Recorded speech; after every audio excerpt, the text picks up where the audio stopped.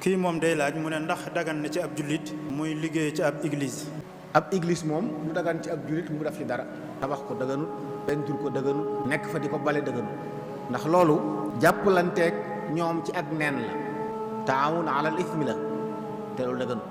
ñoom ay nit lañ, mën nañoo jëflante ñoom ci ay nit. mën nga leen tabaxal seen kër bu ñuy dëkkee, mën ngaa jëflante ñoom jaay leen aw ñam wu ñuy lekk, yi fi àdduna sañ ngaa jëflante ñoom ay nit lañ ne yow.